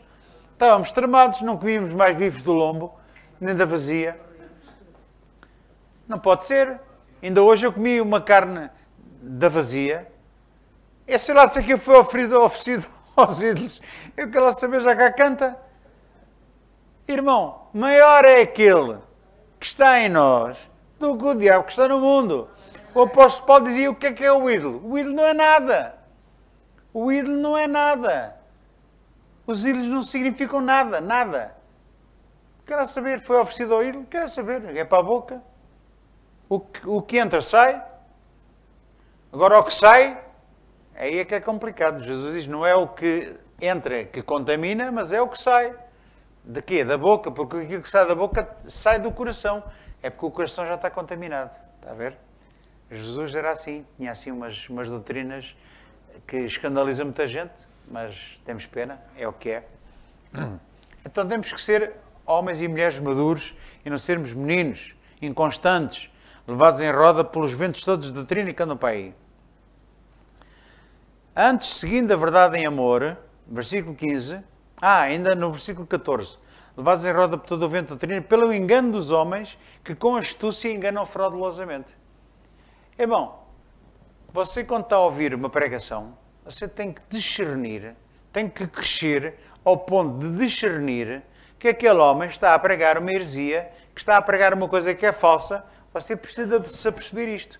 E não há maneira de você se aperfeiçoar sem ser através da palavra. Temos que estudar a palavra. Ainda bem que estas aulas de escola bíblica fornecem-nos a oportunidade de ensinar alguma coisa que se calhar você não sabia. Eu pergunto, eu não gosto muito de perguntar, mas eu pergunto, quem é que está a aprender alguma coisa? Os irmãos têm aprendido alguma coisa aqui às sextas-feiras? É? Eu aprendo, antes de vir aprendo, e depois tento passar. E eu fico com pena de não conseguir passar tudo o que eu queria, mas olha, vamos devagarinho. Temos depois mais oportunidades. Mas isto é importante, nós temos que aprender a estudar a palavra, esmiuçar, cavar, para podermos chegar ao ponto de entender perfeitamente quais são os homens que com astúcia enganam fraudulosamente, conduzindo as pessoas ao erro. Há muitos pastores que conduzem os irmãos ao erro só por interesses de dinheiro. Só porque querem dinheiro, querem ser ricos. Há pastores e aqueles chamados apóstolos que querem ser ricos mesmo. Então enganam. Pegam em versículos bíblicos, fora de contexto, e induzem as pessoas ao erro. Coisas que Deus não promete em lado nenhum. Eu já estive em igrejas assim. Só que eu tive uma coisa, nunca deixei de ler a palavra, estudar, orar, meditar, refletir sobre a palavra e esmiuçar cada vez mais. Eu sempre gostei muito de aprender. E quando a gente começa a ter mais amor à palavra, é uma chatice. Começamos a ver as maroscas. Começamos a ver assim, espera aí. Então este homem está a ensinar isto? Então, a Bíblia diz isto e ele está a ensinar aquilo. Começam a surgir as nossas dúvidas. Depois é aquele tempo que nós ainda estamos naquela dúvida, temos que ser fiéis. Depois vem a conversa da fidelidade. Alguns até pedem para assinar contratos de fidelidade e tudo. Pois, é mesmo. Então, vem aquele tempo da pessoa não sair porque, pronto, a gente aprendeu a ser fiéis e depois alguns ainda metem medo. Só que a gente, quando perde o medo, quando começa a crescer na fé e perde o medo, começamos a pensar, Cristo libertou-me, eu estou preso a alguém, estou preso a Cristo. Eu já uma vez disse ao pastor João, eu tenho um compromisso com Deus, eu não tenho compromisso com homens. Eu estou livre. Eu estou aqui porque eu quero. Porque eu quero estar aqui. Eu quero estar aqui. Até que o Senhor me dirija, eu estou aqui. Estarei aqui. No dia que não é preciso haver nenhuma chatice, não é nada disso. Pode ser até que Deus me queira, preciso de mim para outra situação. Eu tenho que estar livre para servir a Deus. E livre para servir a Deus não é estar comprometido com homens. Eu gosto muito do pastor João, gosto, respeito. Estou aqui por respeito, submeto-me a ele. Tranquilo, é fácil para mim fazer isso, não tem problema nenhum. Mas no dia em que se o Senhor precisar de mim por outro motivo qualquer, ele é suficientemente crescido e maduro para dizer, Deus te abençoe. Tenho a certeza que ele vai agir assim. Porque o Senhor me chamou por qualquer motivo. Pode ser ou não ser. Eu não estou preocupado com isso. Eu estou aqui. Vamos aproveitar o momento que estamos juntos para aprender.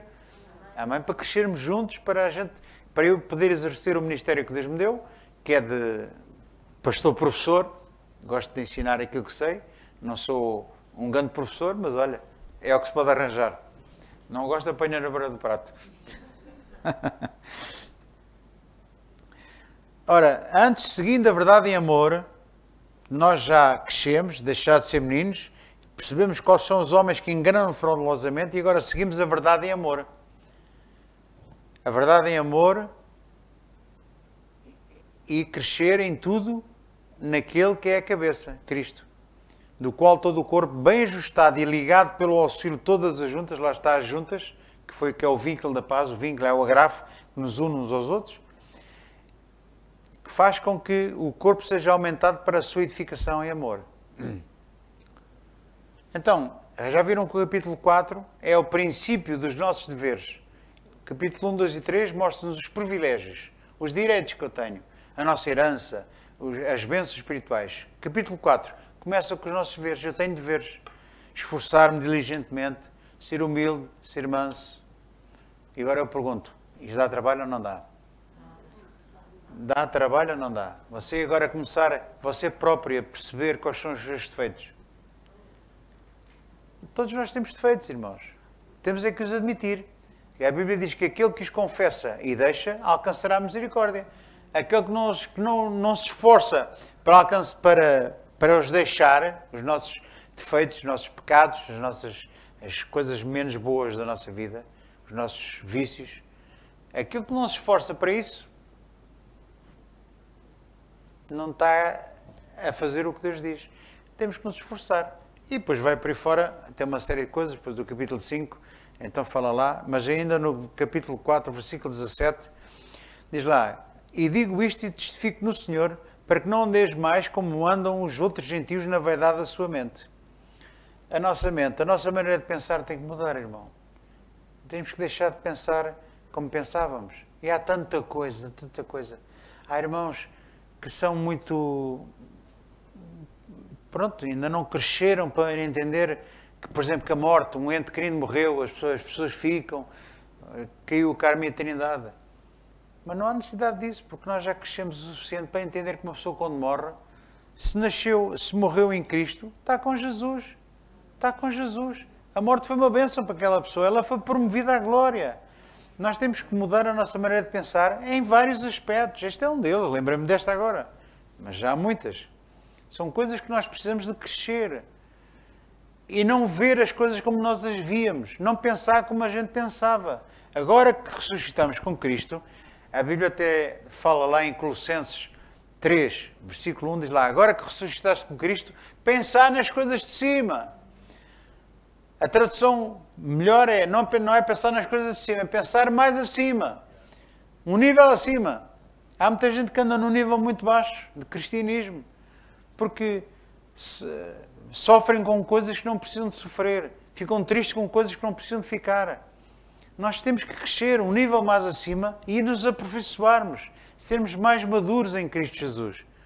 Veja como é que Jesus respondia àquele que disse, Senhor, deixa-me ir primeiro enterrar o meu pai. O que é que ele respondeu a esse discípulo que queria ir primeiro enterrar o pai? Disse assim, olha, deixa os mortos enterrar os mortos e tu vai e segue-me e prega o Evangelho. Jesus tinha uma maneira de pensar diferente. Quando disseram, está ali a tua mãe e os teus irmãos. O que é que ele respondeu?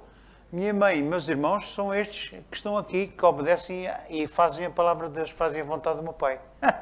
Jesus tinha uma maneira, um verdadeiro adulto espiritual e Deus quer que você seja mais parecido com Ele.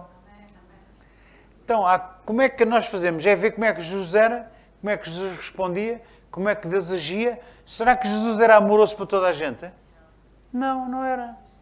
Jesus aos fariseus zancava-os. Raça de víboras, filhos do diabo. Vocês tendo por pai o diabo. Vocês querem matar o vosso pai é o diabo. Ah, o nosso pai é Abraão. Não, não é. O vosso pai é o diabo, que é homicida desde o princípio. Jesus não tinha papas na língua, não tinha cá paninhos quentes, não tinha cá favor, não fazia fretes a ninguém. Jesus, quando falava, ou você amava a Jesus ou odiava-o. Muitos odiaram ao ponto de o quererem matar. E hoje continua tudo na mesma. Quando se prega o Evangelho firme de Cristo Jesus, o verdadeiro Evangelho, não é aquele Evangelho de massagens. Eu gosto de massagens. Se começarem a dar massagens, eu nunca digo, podes parar. Não, eu continuo. Não pares. É o pudim da nona. Não pares, siga. Mas há muita gente que, quando prega, massaja o ego das pessoas. Oh, glória a Deus, sejam uns queridos maravilhosos. Deus, mais que vencedor. Andas sempre para a feira vitória. Opa, tu vais ter sucesso e prosperidade em tudo. Tudo. É só massagem. Que maravilha. Toda a gente gosta de ir a uma igreja dessa. Esta lenga-lenga, esta conversa, enche as igrejas, sabia? Agora, quando se fala de pecado, quando se fala que nós temos que deixar o pecado, temos que fazer isto que Deus está-nos aqui a pedir para fazer. Sermos mansos, humildes, suportarmos aos outros em amor. Aí já te ouvi falar melhor. Já não gosto de muita conversa. Quando a Bíblia diz que a gente tem que se deixar de ser meninos e crescer para sermos iguais a Jesus, cada vez mais parecidos com Jesus, já não é bem aquilo que a malta quer ouvir. A malta quer é ser curada, cura, prosperidade, bênçãos e vitória.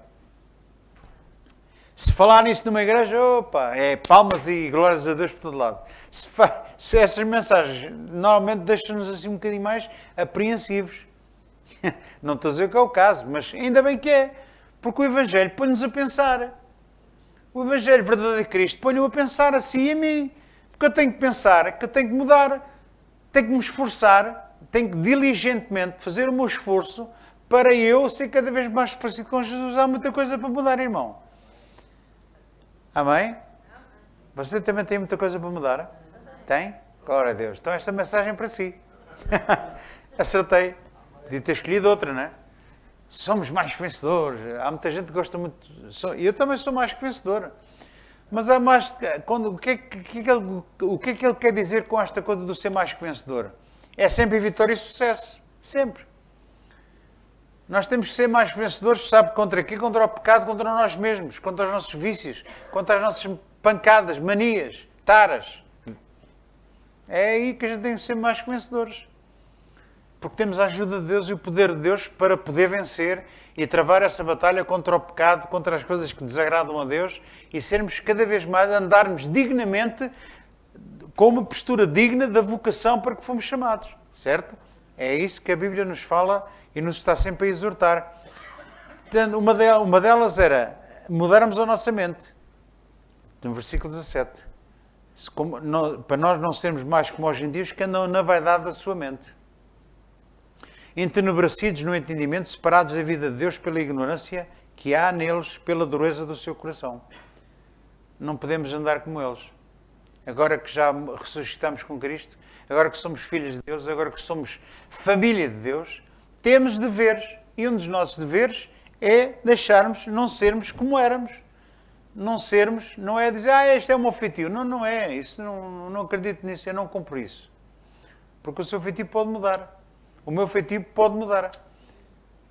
Eu já estou muito melhor. A minha mulher é a minha testemunha. Eu antigamente irritava-me por tudo e por nada no trânsito. Eu comecei, eu próprio, a pensar assim, tenho que mudar. Eu tenho que mudar. Então comecei a fazer um esforço. A malta fazia-me coisas e você pensa que foi fácil. Foi eu acabar de dizer a Deus, Deus, perdoa-me, eu tenho que mudar. E Deus deve ter dito, mãe, glória a Deus, meu filho, a coisa. Logo a seguir, foi numa viagem, você nem imagina a quantidade de coisas que aconteceram. Tive tanta vontade de mostrar o dedo ao tipo de traje e pôr o braço de fora e sei lá mais o que é que me preciso fazer. Mas aguentei-me, mordi a língua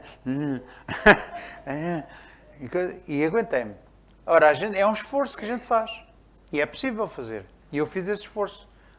Fiz o esforço um dia, fiz um esforço no segundo dia, no terceiro, no quarto, ao fim de uma semana, já começava a ser fácil. E já não havia tantos testes. Porque quando a gente decide fazer, vai uns atrás dos outros, que é para ver se a gente cai. O diabo, Deus ouviu, mas o diabo também ouviu. Queres ser um santinho? Então toma lá, e um gajo, uma manobra. E isto é um teste. Em nome de Jesus, vai para o céu. Deus te abençoe. Eu abençoo este rapaz, este cidadão. O Senhor protege-o para ele não ter nenhum acidente. É verdade. A gente começa a ter prazer nestas coisas. Já é um desafio para nós. E começamos a vencer, a pouco e pouco. É fácil? Não é. Quem diz isto no trânsito diz outras coisas. Cada um sabe das suas fraquezas, não é? Há uns que podem ter uma fraqueza num lado, outros têm uma fraqueza no outro. Temos é que nos esforçar para melhorar e sermos aperfeiçoados. É para isso que eu estou aqui hoje, esta noite, exercer o dom de mestre e professor e pastor, a ensinar, para aperfeiçoar os santos, para a obra do ministério. Para que vocês cresçam, deixem de ser meninos e cresçam. Possam um dia sair daqui e o pastor João possa ter a confiança de mandar você para um grupo familiar em Évora, em Coimbra, no Porto, seja onde for, e mandá-lo para lá. E você tem essa tarimba, tem essa estaleca, tem as suas defesas estão tão em cima, é uma pessoa tão adulta, tão crescida espiritualmente, que vai para onde for, Deus está consigo e você desarrasca-se em qualquer lugar. Como o MacGyver. Sabe como é que o MacGyver sai do deserto? Com uma laranja. Ele sai do deserto. Ele abre a laranja, tira as vitaminas, separa as vitas das minas, mete as minas debaixo da terra, provoca um terremoto. Separa a terra da moto, mete-se na moto e vai. É assim que ele sai do deserto. Isto é uma brincadeira, mas um cristão... Não sabias esta? Estamos sempre a aprender. É por isso que é a escola bíblica. Não, mas estou a dizer que uma pessoa que quando está em Cristo está tão à vontade, tão tranquila. Ponham-no onde puserem. Ponham-no onde puserem. Num deserto, no mar, onde quer que seja. Ele está tranquilo e ele sabe que Deus o vai tirar dali. Ele sabe que Deus vem em seu socorro. Em toda a circunstância, Deus nunca nos deixa nem desampara, irmão. Esta é a nossa experiência de quem já passou por muita coisa e conhece a palavra. Porque uma coisa é conhecer a palavra, outra coisa é saber, viveu já essa experiência. Exatamente. O David, quando matou o Golias, ele mandou-se de cabeça ofereceu-se para ir lá de fronte ao gigante. Porquê? Porque ele já tinha tido aquela experiência com o leão e com o urso. Ou ursa, já não me lembro se era uma ursa. Sabe se era uma ursa? Não sei. Não sabe. Pronto. Era uma ursa, Donzília? Não sei. Não sabes? Hoje não está cá os chaves para meter com ele, não é? Era um urso de António, não é? E então, o David tinha tido essa experiência. Não é? Confiando em Deus, ele derrotou dois animais ferozes, não é? Que não são propriamente pinchers, nem cãezinhos de estimação. Foram animais ferozes, eu acho que podiam... Já são 11 horas, vou ter que terminar. Já estou a olhar para o relógio, já estou a ficar assustado. Ainda não tenho... Já estou um bocado destreinado de controlar os tempos. Os irmãos têm que me perdoar. Temos que suportar uns aos outros em amor, não é? Mas praticamente já está tudo dito. Versículo 19 diz: os quais, havendo perdido todo o sentimento, se entregaram à dissolução para com avidez cometerem toda a impureza. Mas vós não aprendestes assim a Cristo. Se é que o tendes ouvido e nele também ensinados, como está a verdade em Jesus. Que quanto ao trato passado, vos despojeis do velho homem. Está a ver? Tudo aquilo que era nosso antigo, velho, que não presta, que a gente tínhamos de mal na nossa vida, temos que nos desfazer disso. E agora cada um sabe de si. É pouco e pouco vai ver, tem que deixar isto e tem que deixar de falar mal. Há pessoas que têm o vício de falar mal. Há pessoas que têm o vício de intrigas. É impressionante. É impressionante. Eu já dava um bocado fora dessas coisas, mas a minha mulher agora onde está a trabalhar, lá no hospital, ela conta-me cada coisa que eu fico assim, como é que é possível? Há pessoas que arranjam intrigas. São especialistas a arranjar intrigas. Para meter uns contra os outros com... A gente vê coisas do arco da velha. E essa gente, nós andamos assim como eles. Mas agora que estamos em Cristo, já nos deixamos, se tínhamos esse vício, já nos deixamos disso. Ou se ainda não deixamos, temos que nos esforçar para deixar. Amém? Pronto, são pequenas coisas que a pouco Deus nos vai mostrando. Versículo 23 diz: e vos renoveis no espírito da vossa mente, e vos revistais do novo homem, que segundo Deus é criado em verdadeira justiça e santidade. Por isso deixai a mentira. É só ler isto, deixar a mentira. E falar a verdade com cada um, com o seu próximo, porque somos membros uns dos outros. Irai-vos e não pequeis. Eu já ouvi várias versões do que é irar não pecar, já ouvi. Mas eu, para mim, irar, temos direito a irarmos. Não temos direito a pecar. E como é que a gente pode não pecar? É nós irarmos e depois fazer as pazes. Tão simples como isso. Homem e mulher, casal, desavenças. Toda a gente tem desavenças, homem e mulher.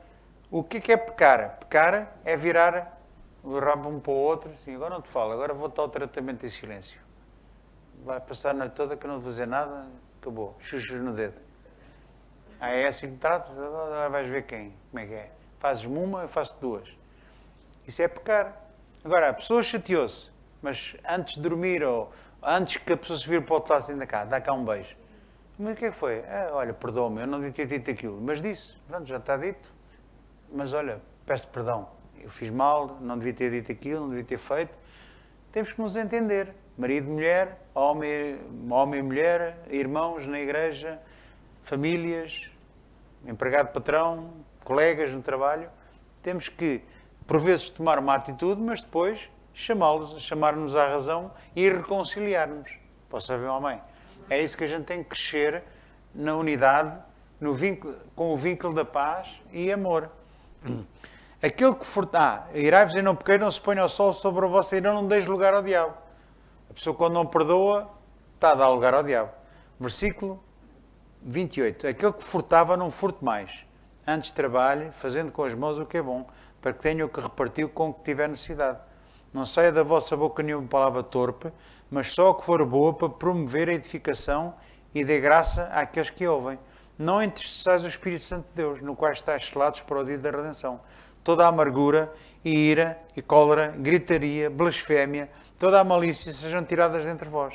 Antes sede uns para com outros benignos, misericordiosos, perdoando uns aos outros, como também Deus vos perdoa em Cristo.